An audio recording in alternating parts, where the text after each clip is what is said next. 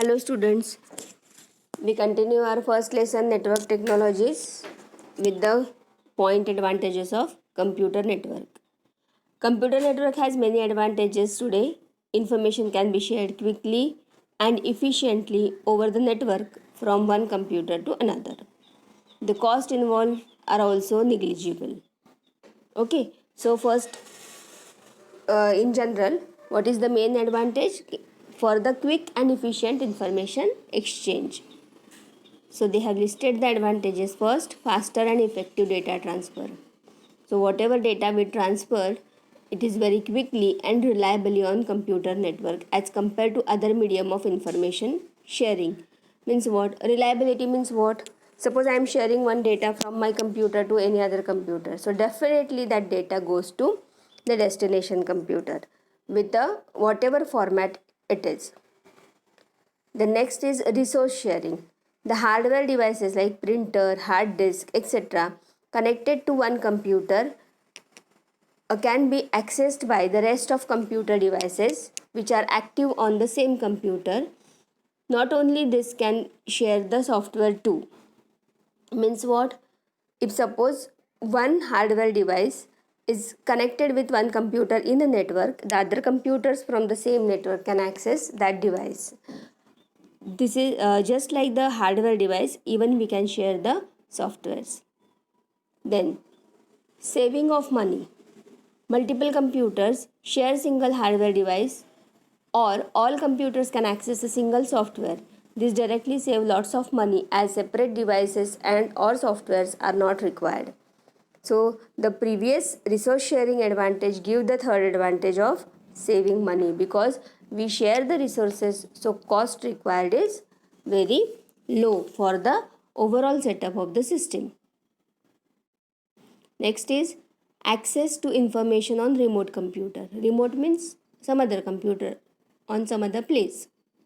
With the help of internet, information stored on any remote computer to which a user does not have physical access can be transmitted to multiple computers.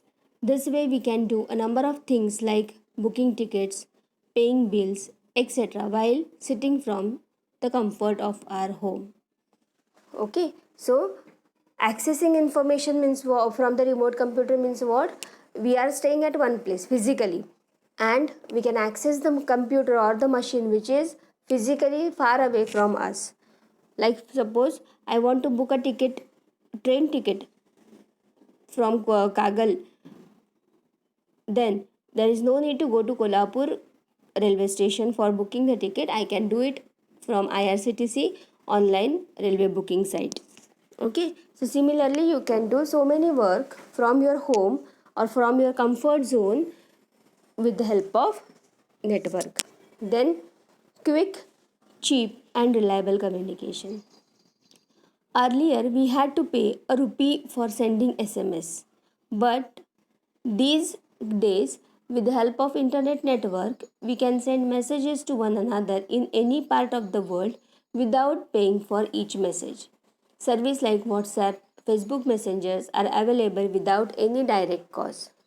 So that you all know, with the help of WhatsApp and Facebook messengers, we can send a message with no direct cost for a single message. But previously we have to charge for each and every message, 1 rupees per message, like that, or some other plan may it was there. But nowadays we use the messengers which are free. Then security. A computer network also take care of security aspect during the transmission of information. Sensitive information can be made password protected, and this way the information can only be accessed by the authorized users who know the password. So this is the main important issue in the over the network, that is the security, because our information is on fly. So there are chances that unauthorizedly some person may hack your data or your information, and they may make a misuse of it. Okay, so but on internet password protection is there, so your information remains secure. Encryption, decryption methods are there for the encoding of the information, so that the encrypted message are very they are not easy to understood by the hackers. So there are n number of security issues with the network, and solutions are available on the internet. Then next part is major components of computer network. First, network operating system, NOS. Now, after discussing the advantages of network, next part is actually how computer network is formed. To understand this concept, we should first have a glance on a various components of the network. First is NOS, network operating system. There are two types of operating systems: client operating system, COS, and network operating system. COS is a common operating system which is installed on personal computer like Windows or Mac. On other hand, NOS is designed for the server computer which manage the network resources. NOS support file sharing, resource sharing, application sharing over the network. Along with this, it also offers a network security in an environment where multiple computers are connected. So see this, if suppose this is the picture of network. One server is there with the hub, client 1 and client 2 are connected with this server. So whatever operating systems are there on client 1 and client 2, they are called as COS. COS means client operating system. And the system which is there on server, that operating system is called as NOS, that is network operating system, because the client operating system required only the processing of a particular server and that personal computer, but the server requires such an operating system which will control all the clients over the over that particular network, and the other devices, shared devices like printer, it is given in the picture. Okay, so all this task is done by the operating system which is known as the network operating system and which is always there on the server. So this is the first component of computer network, means a server machine must have network operating system. Second, network interface card. The network interface card or NIC is also known as network adapter and is a device which allow a computer to connect with the network or other computers. A unique hardware address, which is the media access control MAC address, is embedded on each network interface card. Computer identify each other in a network and share information with each other with the help of this adapter. So what is network interface card? It is nothing but an adapter. It is a hardware device. Okay, it helps computer to connect with the other computers on the network. Every computer or every machine on the network, it have a unique hardware address, and that address is embedded in network interface card so that easily they can identify each other and send the information. Okay, understood the concept? Good. Next is, there are two types of NIC. Network interface cards is of two types: wired network interface card and wireless network interface card. Both the images are given in the picture. What happen in wired network interface? It is like a Ethernet NIC used to connect computers to a network. Here data is shared via cables. Wired means cables are there for connection. And wireless, here the radio wave technology is used. That radio waves, the wireless NIC help computer to connect with each other. These days, majority of computer system and laptop have built-in wireless NIC. In case there is a fault with the built-in wireless NIC, you can connect an external wireless NIC too. Means the wired network interface card or wired NIC is a device which use cable for connecting the PCs. And another one is wireless NIC. Wireless NIC, it is inbuilt nowadays, but suppose by any chance there is a problem with that inbuilt device, you can connect a external wireless NIC, and the radio waves are used in this technology to connect the computer. So understood this whole concept of NIC, network interface card. It is nothing but a simple adapter which is used to connect a computer with another computer on the network. It has two types, wireless NIC and wired NIC. Wired NIC use the cables and wireless use the radio waves for connectivity purpose. Okay. The next one is modem. Modem, we are well familiar with this. For the internet we required it. It is a device which is used to convert analog signal into digital signals, vice versa.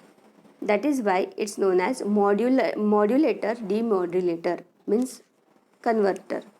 It converts analog signal into digital signals. In computer, information is stored in digital form.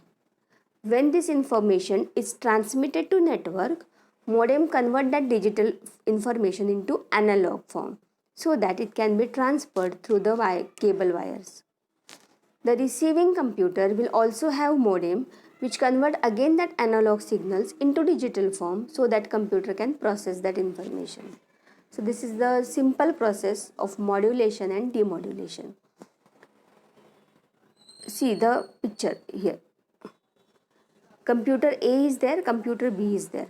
Both the computers have modem attached with them, and via telephone lines these two computers are connected with each other.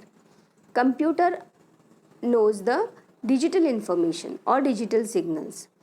So what modem does? Modem take the digital signals from the computer and convert it into analog signals, because for transmission of the information through the wire, analog signals are important. So that analog data goes to destination computer, computer B in this case. Again there is a modem. That modem accept the analog signals, convert it into the digital signals, and that information is given to B for the further processing. So this is the modulation and demodulation with the help of modem, or we can say it is a working of modem. This is very important. So actually from the beginning I want to tell you that you have to note down some important points. I'll send you one photo for every point with the underlined sentences or important sentences that you have to note down in your notebook. Okay.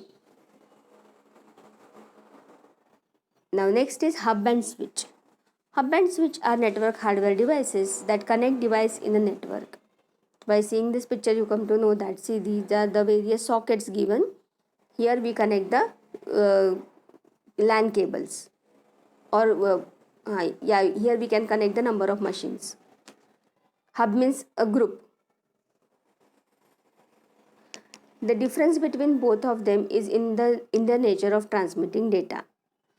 Hub transmit data or information to all the devices connected to hub. This increases the data traffic in the network and slows down the speed. On other hand, switch recognizes the device for which data has to be transferred and send it to that device only. So hub and switch, these are the two devices used for the data transmission. When you transmit a data using hub, that means your data is going to the group of computer directly, to all the computers in a group.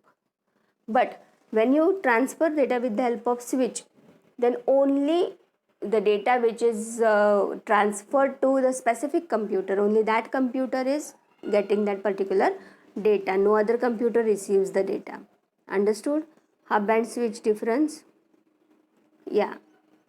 From hub, data is transferred to, or information is transferred to all the devices connected with that hub. That's why the network traffic is increases and data transfer speed slows down. On other hand, switch recognize the device for which data has to be transferred, and data is transferred to only that device. Understood? Good.